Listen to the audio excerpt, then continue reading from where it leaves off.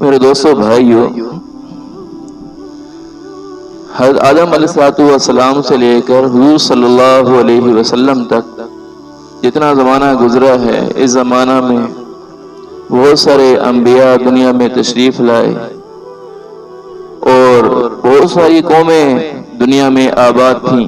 مختلف دنیا کے خطوں پر مختلف قومیں آباد، ان کی ہر ایک کی اپنی تاریخ ہے اور ہر ایک کی تہذیب و تمدن، ہر ایک کا مزاج لوگ اور لوگوں سے الگ عموماً ہوا کرتا ہے۔ تو بہت سارے انبیاء اللہ تبارک و تعالیٰ نے دنیا میں بھیجے، کم و بیش 1,24,000 انبیاء علیہم الصلوات و تسلیمات دنیا میں تشریف لائے، اور کوئی کسی ایک شہر کے لیے تشریف لائے، کوئی کسی ایک بستی کے لیے تشریف لائے۔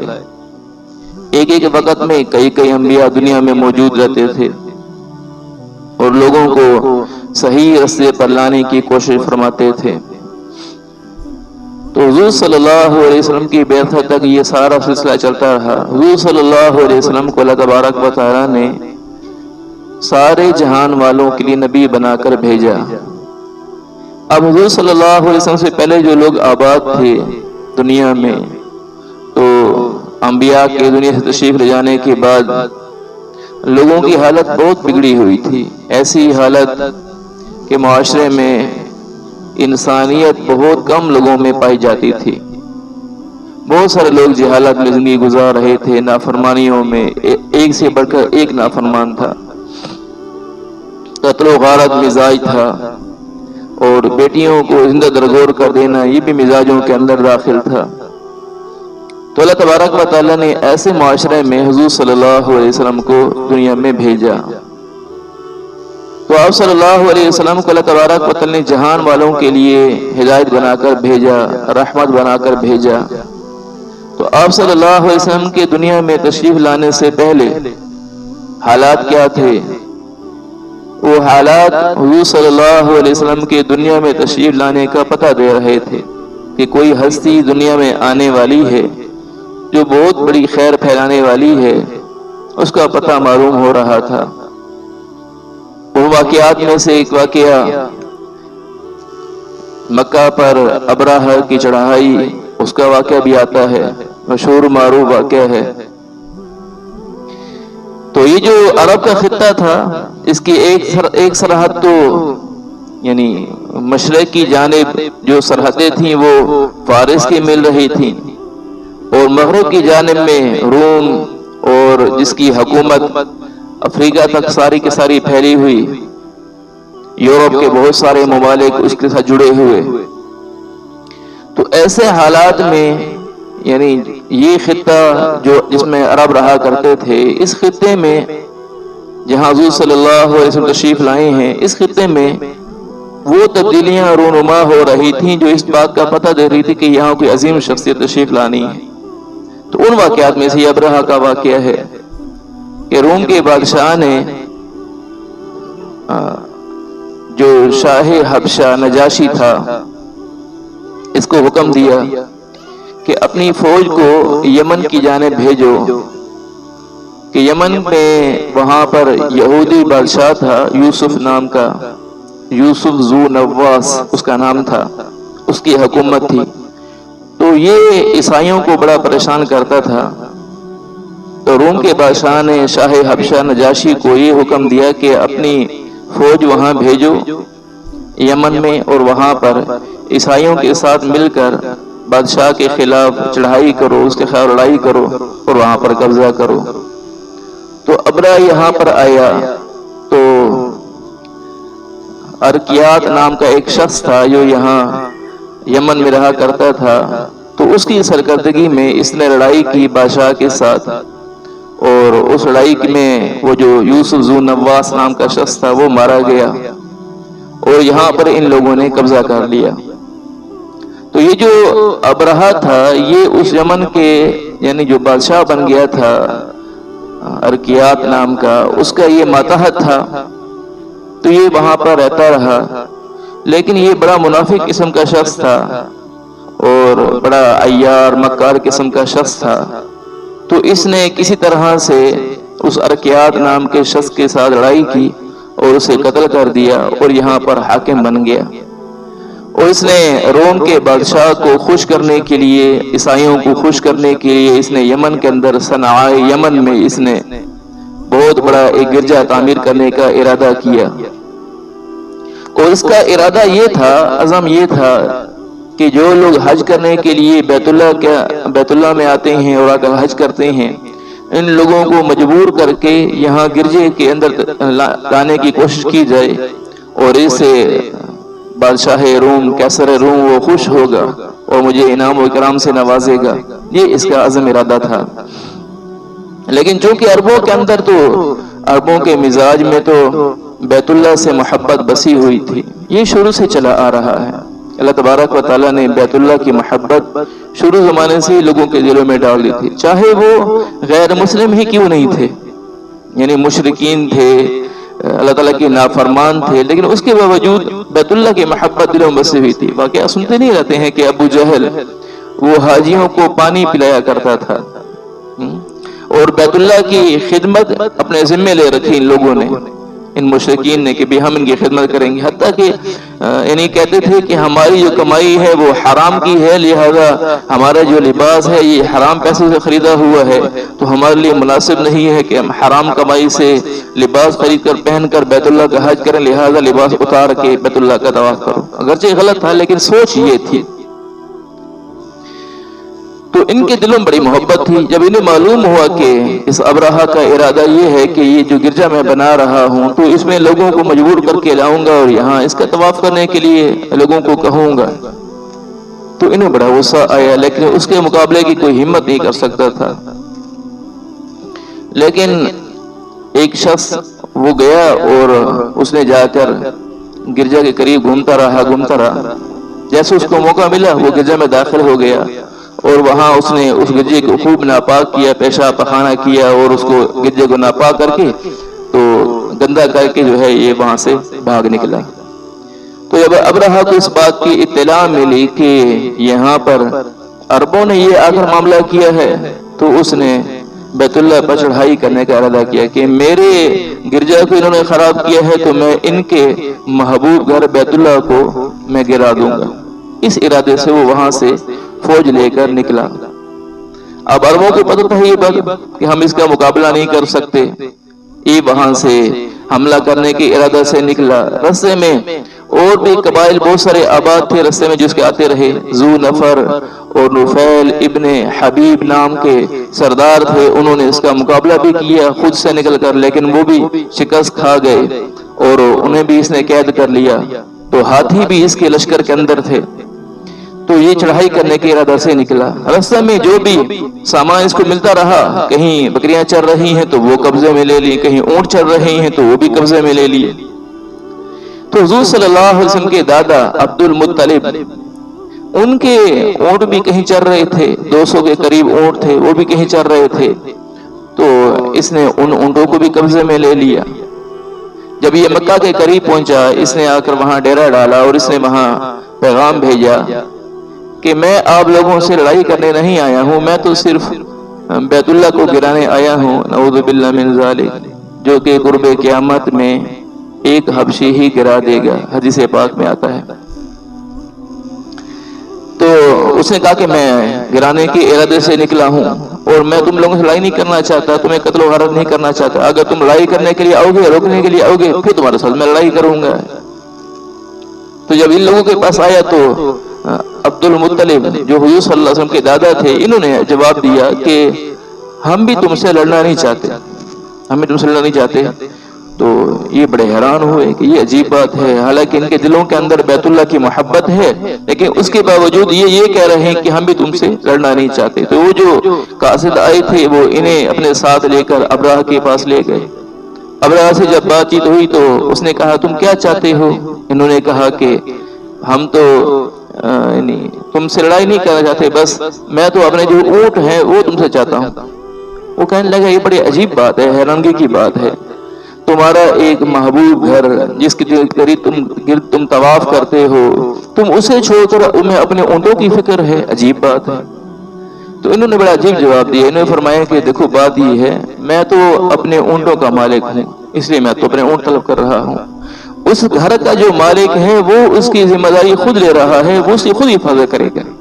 اللہ تبارک و تعالیٰ کا گھر ہے, اللہ تبارک و تعالیٰ اپنے گھر کی خود حفاظت فرمائیں گے. اس نے خیر ان کو اونٹ دے دیے. اونٹ دینے کے بعد وہ اپنے لشکر کو لے کر آگے چڑھائی کے ارادے سے آگے بڑھا. جیسے آگے بڑھا تو اللہ تبارک و تعالیٰ نے سمندر کی جانب سے, دریا کی جانب سے جو وہاں سے پرندے اڑے اور ایک جھنڈ اڑا, انہوں نے اپنے پاؤں میں جو ہے کنکریاں اٹھائی ہوئی آئیں اور اس لشکر کے اوپر انہوں نے وہ کنکریاں پھینکنا شروع کر دی. تو یہ سارا لشکر جس کے اوپر کنکری رکھتی تھی وہ زخمی ہو جاتا یا ہلاک ہو جاتا. یہ حالت ہوگی سارے کے سارے لشکر کی. جو ابراہا تھا یہ بھی بہت زخمی ہو گیا, بہت سارے لوگ زخمی ہو گئے. لوگ اس کو اٹھا کر, یعنی باقی سارا لشکر تو ہلاک ہو گیا کافی سارا, کچھ لوگ جو بچے زخمی حالت میں, لوگ اس کو اٹھا کر, ابراہا کو اٹھا کر اپنے یمن کی طرف لے کر بھاگے. ابھی تک یہ یمن نہیں پہنچا تھا, یعنی یمن کے قریب ہی پہنچا تھا یا یمن پہنچا ہی تھا کہ یہ ہلاک ہو گیا. اور اس وقت اس کی حالت یہ ہو چکی تھی کہ اس کے یعنی ہڈیوں پسلیوں میں سے اس کا دل نظر آ رہا تھا, سارا گوشت گل چکا تھا. یہ اللہ تبارک و تعالیٰ نے اس کو سزا دی. تو یہ سارا واقعہ پیش آیا, اور بھی بہت سارے واقعات پیش آئے حضور صلی اللہ علیہ وسلم کی پیدائش سے پہلے, کہ زمانے کو, معاشرے کو کیسے رہنما کی ضرورت ہے کہ جو لوگوں کو صحیح راستے پر لے کر آئے. ایسے حالات میں حضور صلی اللہ علیہ وسلم کی پیدائش ہوئی ہے. تاریخ دان لکھتے ہیں کہ یہ حضور صلی اللہ علیہ وسلم کی پیدائش سے 40 دن یا 45 دن یا 50 دن سے 50 دن پہلے کا واقعہ ہے. مختلف اقوال ہیں. تو جیسے اب یہ واقعہ زمانہ گزرا, حضور صلی اللہ علیہ وسلم تشریف لائے, تو حضور صلی اللہ علیہ وسلم کے دادا عبد المطلب کو یہ اطلاع ملی کہ حضور صلی اللہ علیہ وسلم, یعنی آپ صلی اللہ علیہ وسلم کے بارے میں اطلاع دی گئی کہ ان کی پیدائش ہوئی ہے ان کی والدہ حضرت آمنہ کے گھر میں.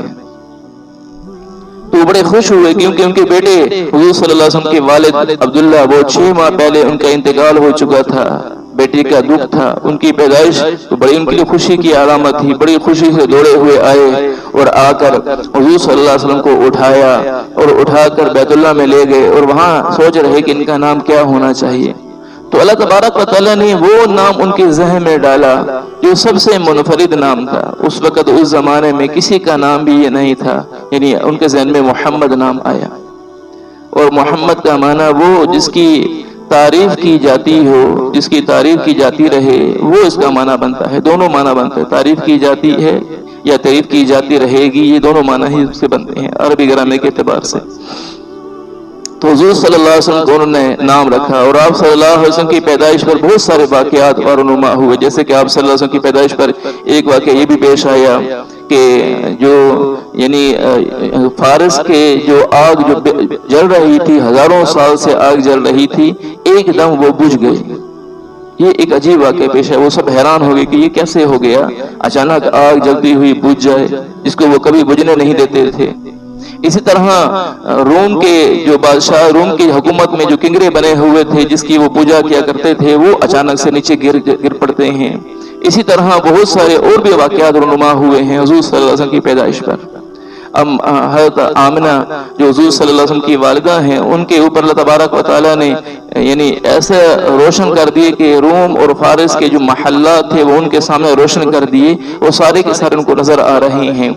اور یہ ساری کے سارے اس بات کا پتہ دے رہے تھے کہ حضور صلی اللہ علیہ وسلم کی نبوت کے بعد اللہ تبارک و تعالیٰ ان کی جو ماتحت لوگ ہیں, یعنی جیسے کہ حضرات صدقہ رضی اللہ تعالیٰ عنہ مجمعین نے ان علاقوں کو فتح کیا, تو وہ ان کی ماتحتی میں آئیں گے. تو حضور صلی اللہ علیہ وسلم کی پیدائش ہی سارے کے سارے جہان والوں کے لیے رحمت تھی. اس لیے اللہ تبارک و تعالیٰ نے حضور صلی اللہ علیہ وسلم کے بارے میں فرمایا ما ارسلناک الا رحمۃ للعالمین, کہ ہم نے آپ کو اس لیے بھیجا ہے کہ آپ سارے جہان والوں کے لیے رحمت ہیں. اور آپ صلی اللہ علیہ وسلم رحمت للعالمین صرف مسلمانوں کے لیے نہیں تھے, بلکہ آپ صلی اللہ علیہ وسلم تو کافروں کے لیے بھی رحمت تھے. دیکھیے یہ رحمت ہی تو ہے نا, کہ جب تک حضور صلی اللہ علیہ وسلم کے آپ صلی اللہ علیہ وسلم کے بارے میں قرآن پاک میں آتا ہے کہ اللہ تبارک و تعالیٰ ان لوگوں کو عذاب نہیں دیں گے اس وجہ سے کہ آپ ان میں موجود ہیں. یعنی حضور صلی اللہ علیہ وسلم کی موجودگی کی وجہ سے ان لوگوں پر عذاب نہیں آ رہا ہے۔ حالانکہ حضور صلی اللہ علیہ وسلم سے پہلے جو انبیاء آئے ہیں انہوں نے جب اپنی امتوں کے خلاف، یعنی جو نافرمان لوگ تھے، جو کلمہ نہیں پڑھنے والے تھے، ان کے خلاف ان نبیوں نے بد دعا کی ہے تو اللہ تبارک و تعالیٰ نے اس بد دعا کو قبول فرمایا اور ان کو عذاب کے اندر مبتلا کیا۔ لیکن اللہ کے نبی صلی اللہ علیہ وسلم کی یہ شان ہے، یہ رحمت ہے کہ آپ صلی اللہ علیہ وسلم کی وجہ سے، یعنی آپ صلی اللہ علیہ وسلم کے موجود ہونے کی وجہ سے اللہ تبارک و تعالیٰ نے لوگوں کو عذاب میں مبتلا نہیں کیا۔ لہذا حضور صلی اللہ علیہ وسلم کی رحمت امت پر بے جا تھی۔ ساری زندگی کوئی آدمی اللہ تبارک و تعالیٰ کے سامنے سجدہ کرے اس بات میں کہ اللہ آپ نے اپنے نبی کو بھیجا، ہم پہ کلمہ پڑھنے والے بنے اور ہم ان کی امت میں بنے، اس بات کے شکر میں ادا کرے تو پھر بھی شکر ادا نہیں کیا جا سکتا ہے۔ اس کی بنیادی وجہ یہ ہے کہ اس امت کو اللہ تبارک و تعالیٰ نے ساری امتوں پر فضیلت بخشی ہے، ساری امتوں کو فضیلت بخشی ہے۔ ایک بات میں سمجھا دیتا ہوں، آپ کو بات سمجھ میں آ جائے گی کتنی بڑی فضیلت ہے اس امت محمدیہ کی۔ حدیث پاک میں آتا ہے، بخاری شریف کی روایت ہے کہ اللہ تبارک و تعالیٰ قیامت کے دن انبیاء سے فرمائیں گے کہ کیا جو میں نے تمہیں ذمہ داری دی تھی لوگوں تک دین پہنچانے کی ذمہ داری، تو کیا وہ ذمہ داری تم نے ادا کر دی تھی؟ تو سارے انبیاء کہیں گے کہ جی اللہ، آپ نے جو حکم دیا تھا ہم نے اس ذمہ داری کو پورا کر دیا۔ تو اللہ تبارک و تعالیٰ امتوں سے فرمائیں گے، ان کی امتوں سے، کہ کیا انہوں نے اپنی ذمہ داری کو پورا کر دیا تھا؟ تو وہ لوگ کہیں گے نہیں یا اللہ، ہمارے پاس تو کوئی بھی نبی نہیں آیا، ہمارے پاس تو کوئی سمجھانے والا نہیں آیا۔ تو اللہ تبارک و تعالیٰ فرمائیں گے انبیاء سے کہ تمہارے پاس کیا دلیل ہے، تمہارے پاس کیا ثبوت ہے کہ تم جو ہے ان لوگوں کے پاس گئے تھے اور ان کو سمجھانے کی کوشش کرتے رہے؟ تو انبیاء کہیں گے کہ یا اللہ، ہماری گواہی امت محمدیہ دے گی، ہماری اس محنت کی گواہی امت محمدیہ دے گی۔ تو امت محمدیہ سے اللہ تبارک و تعالیٰ پوچھیں گے بتاؤ تم کیا کہتے ہو اس بارے میں کہ کیا نبیوں نے اپنی قوم تک، اپنی امتوں تک بات کو پہنچا دیا تھا؟ تو امت محمدیہ کی یا اللہ بالکل، ان نبیوں نے اپنی قوموں تک، اپنی امتوں تک آپ کی بات کو پہنچا دیا تھا۔ تو اللہ تبارک و تعالیٰ فرمائیں گے، اللہ تعالیٰ تو سب کو جانتے ہیں لیکن صرف بات کو ان کے اوپر ثابت کرنے کے لیے، حجت کو تام کرنے کے لیے اللہ تعالیٰ فرمائیں گے تمہارے پاس کیا گواہی ہے، تمہارے پاس کیا دلیل ہے، کیا ثبوت ہے؟ تو وہ کہیں گے، امت محمدیہ کہے گی کہ یا اللہ، آپ کے حبیب پر آپ کا کلام اترا اور اس میں آپ نے خود ہی تو یہ بات ارشاد فرمائی ہے کہ انا ارسلنا نوحا الی قومہ، ہم نے نوح علیہ السلام کو ان کی قوم کی طرف بھیجا، اور آگے تفصیلی آیات ہیں جس میں اللہ تبارک و تعالیٰ نے فرمائی ہے، ان کے واقعات کو بیان فرمایا ہے حضرت علیہ السلام کی امت کے بارے میں۔ تو آپ نے خود ہی تو یہ بات ارشاد فرمائی ہے کہ میں نے جو ہے ان نبیوں کو بھیجا تھا، تو اس لیے ہم گواہی دے رہے ہیں، اور ہمیں آپ کے حبیب نے یہ کلام پڑھ کے سنایا تھا۔ آپ کا حبیب بھی سچا ہے، آپ کا کلام بھی سچا ہے، ہم اس لیے گواہی دینے والے ہیں۔ تو حضور صلی اللہ علیہ وسلم امت محمدی کی گواہی دیں گے کہ میری امت سچ کہنے والی ہے، یہ بالکل صحیح کہہ رہے ہیں کہ آپ کے انبیاء نے اپنی قوموں کو بات سمجھائی تھی۔ کتنی بڑی فضیلت ہے، اللہ تبارک و تعالیٰ فرما رہے ہیں امت محمدیہ کو کہ یہ انبیاء کی گواہی دینے والے ہیں، انبیاء کے بارے میں گواہی دے کر ان کے بارے میں بات ثابت کرنے والے ہیں کہ یہ اپنی بات کو پہنچانے والے تھے۔ کتنی بڑی فضیلت ہے۔ تو ہم ساری زندگی سجدے میں گزارے اللہ تعالیٰ کے سامنے کہ یا اللہ تعالیٰ، آپ کا احسان ہے، آپ نے اس امت میں پیدا فرمایا۔ کوئی امت جنت میں جا نہیں سکتی ہے جب تک امت محمدیہ جنت میں نہ چلی جائے، اور اللہ تبارک و تعالیٰ گناہوں کو معاف فرماتے۔ پچھلی امتوں میں کوئی آدمی گناہ کرتا تھا، اس کے دروازے پر نشان پڑا ہوتا تھا کہ اس آدمی نے گناہ کیا ہے، لوگوں کو معلوم ہو جاتا تھا۔ لیکن اللہ تعالیٰ کتنا کرم والے ہیں، احسان والے ہیں کہ کوئی آدمی گناہ کرتا ہے، رات کو گناہ کرتا ہے، اللہ تعالیٰ گناہ کو چھپا دیتے ہیں۔ ایک اس سے پاک میں آتا ہے کہ ایک بندہ گناہ کرتا ہے، لوگوں کو بتا بیٹھتا ہے، اللہ تعالیٰ بندے سے گلہ کرتے ہیں، جسے قدسی آتا ہے کہ اللہ تعالیٰ بندے سے گلہ کرتے ہیں، میرے بندے، میں نے تیرے گناہ کو چھپا دیا تھا، تو نے خود ہی اپنے گناہ کو ظاہر کر دیا لوگوں کے اوپر۔ یہ بھی بہت بڑا المیہ ہے کہ پہلے لوگ گناہ کرتے تھے، گناہ ان سے ہو جاتا تھا، اپنے گناہ کو چھپاتے تھے کسی پر ظاہر نہ ہو، اور آج کل کوئی گناہ کرتا ہے تو بڑے دھڑلے سے لوگوں کو بتا رہا ہوتا کہ میں نے فلاں گناہ کیا ہے، یعنی گناہ تو نہیں کہہ رہا ہوتا، اس گناہ کو بڑی اچھائی کر کے پیش کر رہا ہوتا، میں نے فلاں رات کو فلاں میں نے فلم دیکھی ہے، فلاں میں نے مووی دیکھی ہے، بڑی اچھائی کر کے پیش کر رہا ہوتا۔ کتنی بڑی برائی ہے، کتنی بڑی نافرمانی ہے کہ گناہ کو اچھائی کر کے پیش کر رہا ہے۔ اس میں دوستوں بھائیوں اللہ تعالیٰ کا شکر ادا کرنا چاہیے کہ اللہ تعالیٰ نے ہمیں امت محمدی میں پیدا فرمایا ہے کہ جس امت پر اللہ تبارک و تعالیٰ نے اپنی پہلے انبیاء کی جو امتیں ہیں وہ جنت میں جا نہیں سکتی جب تک امت محمدی جنت میں نہ چلی جائے. کتنا بڑا احسان ہے. اللہ تعالیٰ کا شکر بھی ادا کرتے رہنا چاہیے اور کثرت سے حضور صلی اللہ علیہ وسلم پر درود پڑھتے رہنا چاہیے. ان کے احسانوں کو یاد کر کے خصوصاً جمعہ کے دن تو بہت زیادہ اہتمام کرنا چاہیے. بہت زیادہ فضیلت حدیث پاک میں آئی ہے. اللہ تبارک و تعالیٰ ان ساری باتوں پہ عمل کی توفیق نصیب